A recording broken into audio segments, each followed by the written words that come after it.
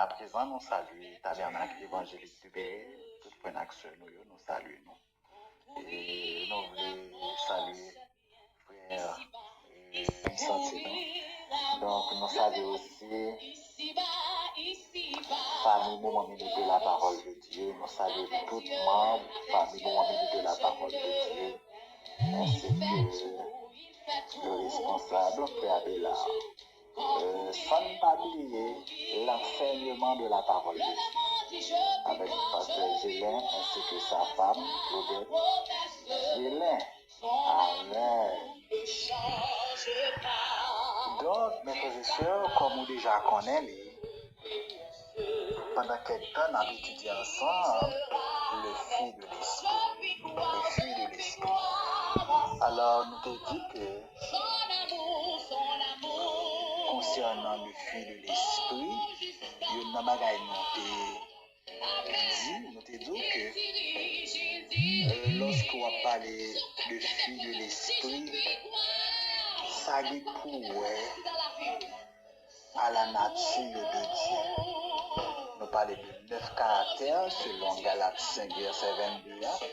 Et au montre c'est l'amour qui est en premier. Donc c'est comme si l'amour, l'amour de Dieu, eh bien l'amour ça lui produit notre caractère. C'est comme si c'est un arbre. L'amour c'est comme un arbre, mais qui portait la joie, qui portait la patience, qui portait la douceur, qui portait la joie, etc. Donc nous te disons que un fruit, c'est ce qui est manifesté à l'extérieur à cause de la nature intérieure d'une chose. Donc un fruit, c'est un bagage qui est manifesté dehors à cause de la nature intérieure. Donc ne voit pas les fruits. Si vous regardez un pied bois, un pied mango, eh bien, vous pouvez toujours connaître son mango. Mais il y a une bagage qui a son pied bois, il y a une bagage qui a connaître son pied mango, eh bien, c'est lorsque il produit fruit. Amen.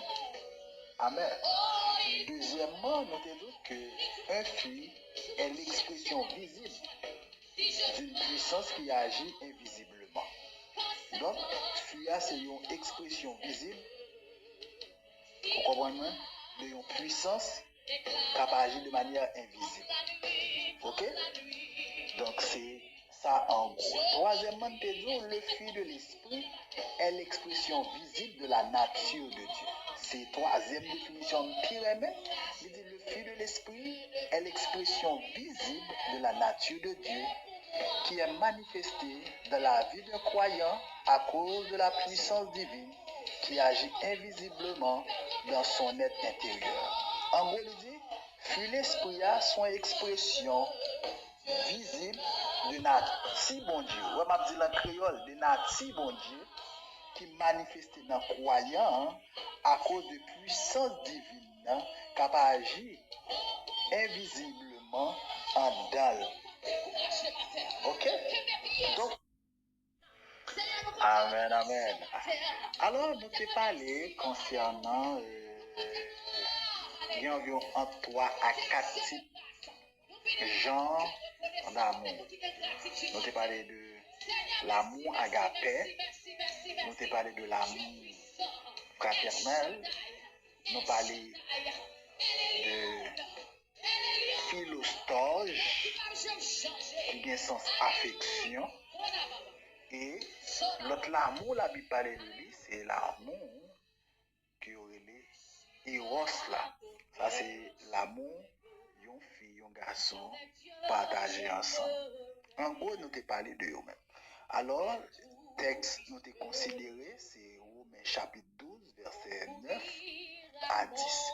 Donc, il dit que l'amour soit sans hypocrisie et le mal en horreur, attachez-vous fortement au bien.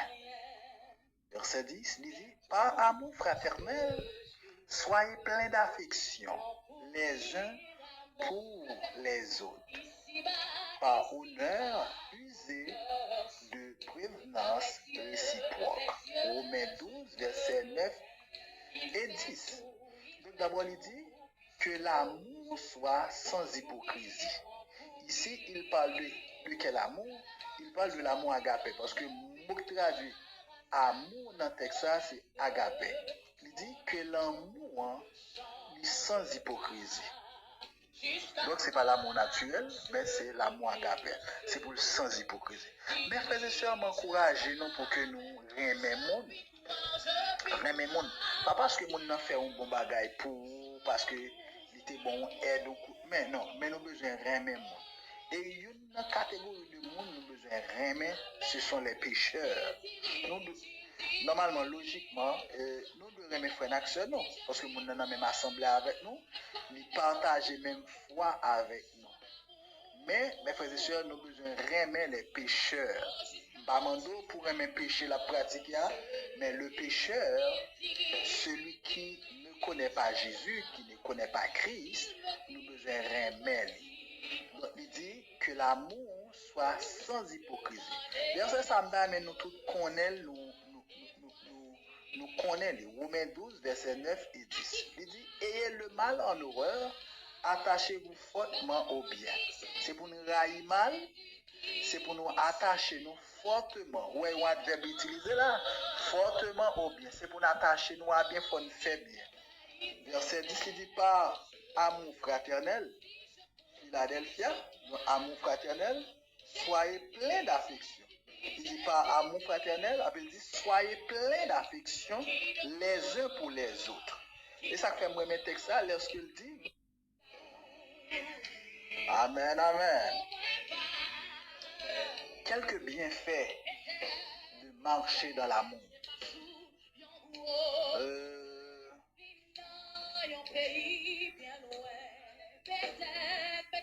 D'abord, l'amour nous révèle sa volonté. L'amour révèle-nous volonté, bon Dieu. Oui. Dans 2 Corinthiens 5, versets 14 et 15.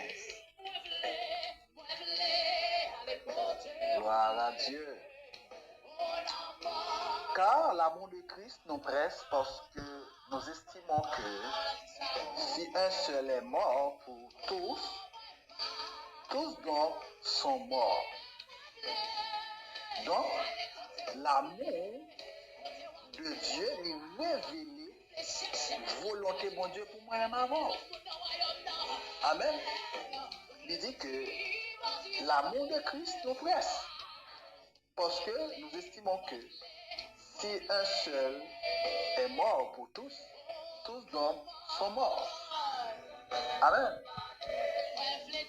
Et qu'il est mort pour tous, afin que ceux qui vivent ne vivent plus pour eux-mêmes, mais pour celui qui est mort et ressuscité pour eux.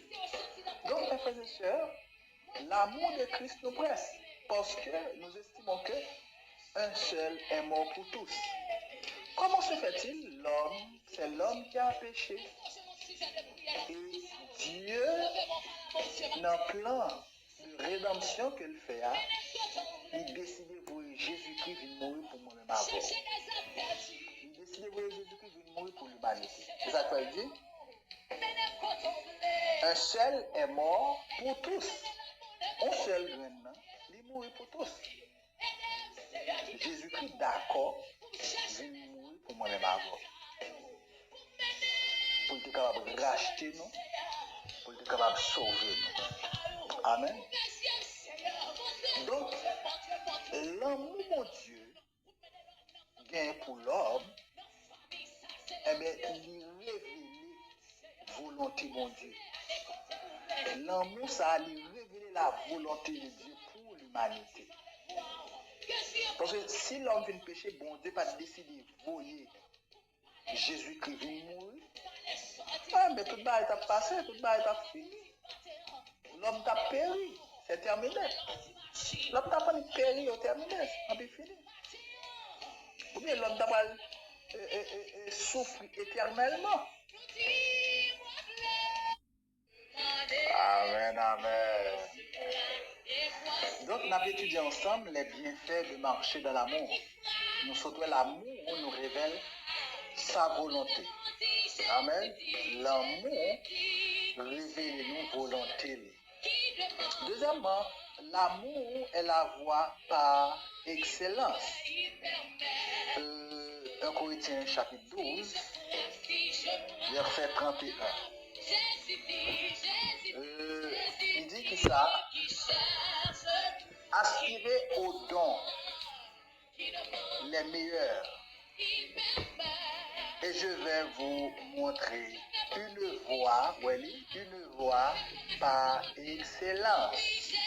Amen. D'abord, 1 Corinthiens chapitre 12 là, il présente les dons spirituels, les 9 dons spirituels ou bien les 9 dons de l'esprit. Et dans verset 31, il dit que ça c'est pour nous aspirer aux dons les meilleurs. Il dit, apôtre Paul qui a parlé, il dit Corinthiens, nous allons montrer nous une voie par excellence. Amen. Alors, mes frères et sœurs, on a parlé de bienfaits de marcher dans l'amour. Ou bien quelques bienfaits de marcher dans l'amour.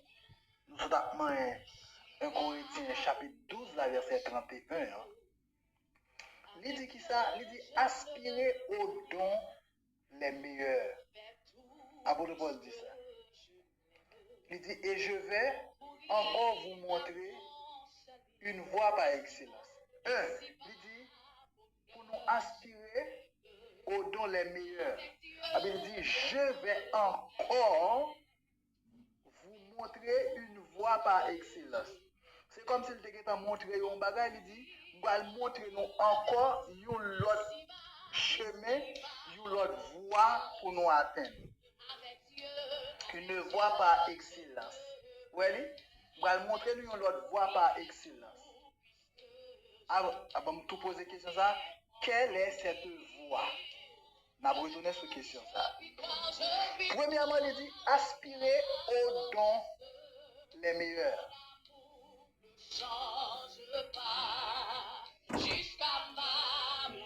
Maintenant, mes frères et sœurs, lorsque on dit aspirer ici, mot grec pour aspirer, il dit zélou. Z-E-L-O-O. Zélou. En grec. Qui veut dire bouillir de zèle ou bien brûler de zèle. Elle veut dire tout bouillir d'envie. Donc, on doit un désir ardent, on doit bouillir de zèle, on doit bouillir d'envie pour aspirer aux dons spirituels. L'apôtre l'a dit que moi vais montrer nous une voie par excellence. Quelle est cette voie? Maintenant, pour comprendre cette voie, c'est chapitre 13 là. Quand je parlerai les langues des hommes et des anges, si je n'ai pas l'amour, je suis un airain qui résonne ou une cymbale qui retentit. Cette voie, c'est l'amour. Cette voie par excellence, c'est l'amour. Donc, on a toujours on bouille d'envie, on brûle de zèle d'envie pour que on accès aux dons spirituels. Mais il dit que on va montrer nos voies par excellence. On a toujours des désirs pour gagner les dons, mais dans l'amour. Est-ce que nous là? On a toujours exercer les dons spirituels, mais on n'a pas qu'à exercer les dons spirituels en dehors de l'amour. Donc il faut. Amen, amen. Donc l'amour bannit la crainte. L'amour bannit la crainte. Donc, il y a un côté de l'amour, pas qu'à de crainte. Alors lorsque la Bible parle de crainte ici, le mot crainte c'est avoir de la peur ou bien frayeur.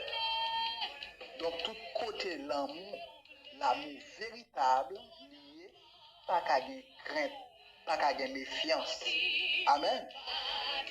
Dans un véritable amour, il n'y a pas de place pour la crainte. Amen.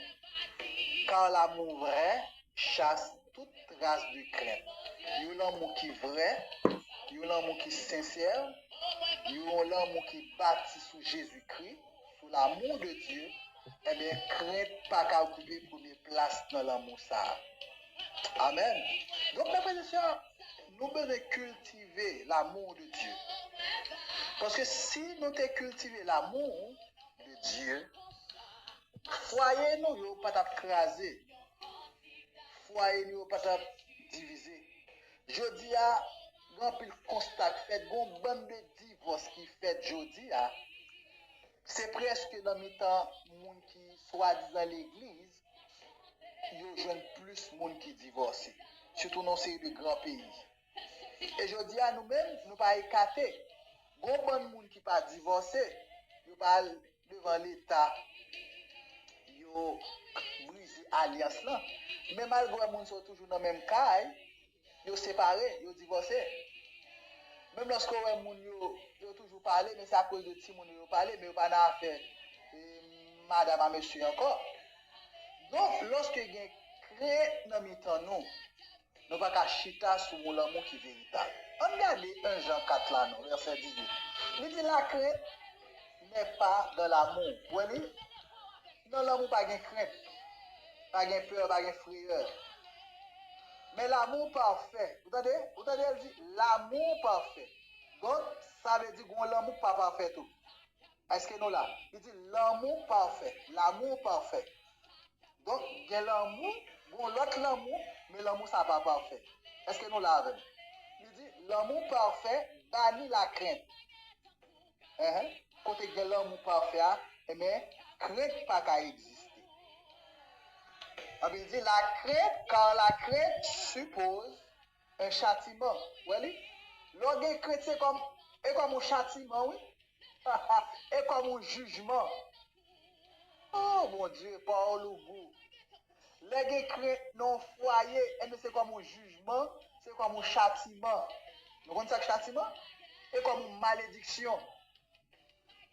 Il dit que, et celui qui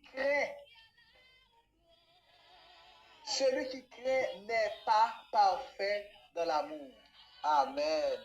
Il y a des gens qui craint, il n'est pas parfait dans l'amour. L'amour l'en faux. L'amour l'en pas vrai, il pas sincère, il pas véritable. Amen. Donc, les nous avons l'amour, eh bien, l'amour, hein, eh bien, lui chasser crainte dans le temps. Lui chasser crainte, lui éloigner crainte dans le temps. Lui éloigner méfiance dans le temps. Amen. Ah, mes frères et sœurs, ce verset est beau, il a un goût extraordinaire. Il dit la crainte suppose un châtiment. Ouais, depuis qu'on côté bien crainte, c'est comme son châtiment, son jugement. Amen. La crainte, l'amour bannit la crainte. Depuis qu'on côté bien l'amour, eh bien crainte pas qu'à camper là.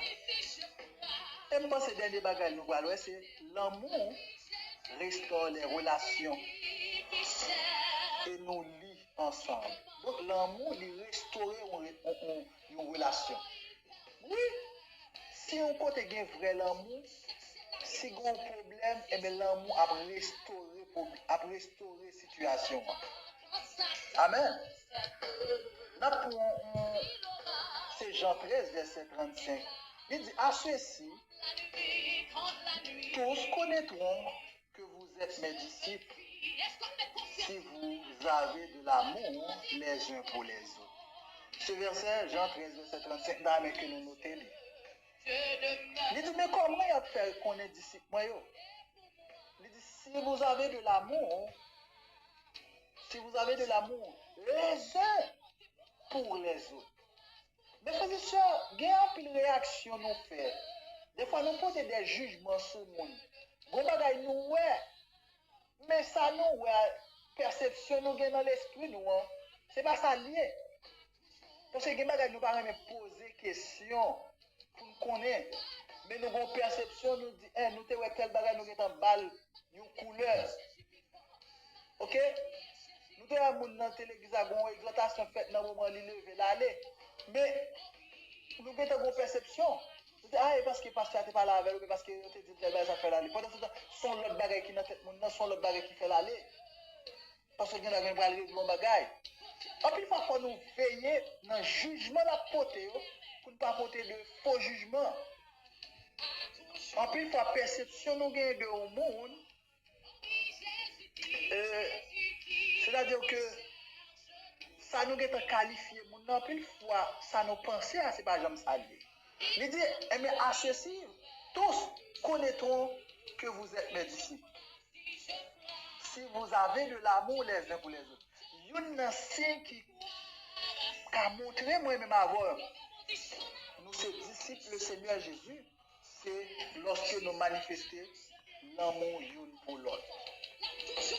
Amen, mes frères et sœurs. Deuxième texte, c'est 1 Pierre 4, verset 8. 1 Pierre 4, verset 8. Il dit, mais avant toute chose, ayant entre vous un amour fervent, car l'amour couvre une multitude de péchés. Il dit, c'est pour nous avoir l'amour qui est fervent. Et l'amour couvre une multitude de péchés. Amen. Des péchés moins faits ou faits, eh bien, nous devons nous demander pardon. Mais au connaît, les moins avant nous avons l'amour une pour l'autre, eh bien, le fait que nous avons l'amour une pour l'autre, il couvre un bon péché, il dit une multitude de péchés. Il ne va même pas parler de confesser, non? Mais il dit le fait que nous avons l'amour qui est fervent, eh bien, il couvre une multitude de péchés.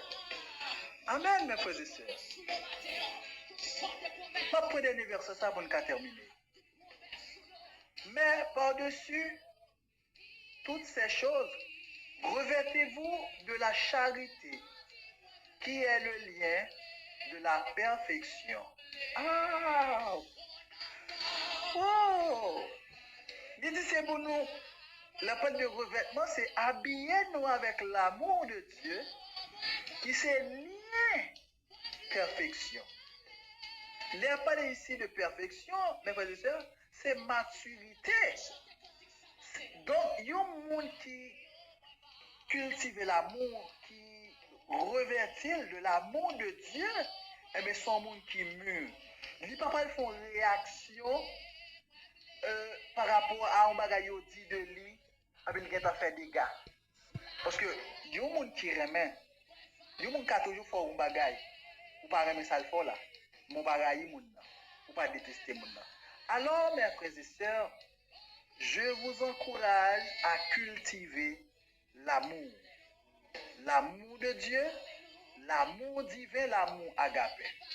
Donc il dit, c'est pour nous habiller nous, revêtir nous de l'amour qui est le lien de la perfection, le lien de la maturité. Il y a des gens qui ont l'amour, sont des gens qui ont maturité. Il y a des gens qui sont d'accord marcher dans l'amour, vivre dans l'amour, sont des gens qui ont maturité. Donc nous sommes contents pour dire ensemble avec vous. C'était Jean mon frère, pasteur Renel Pierre qui était avec vous.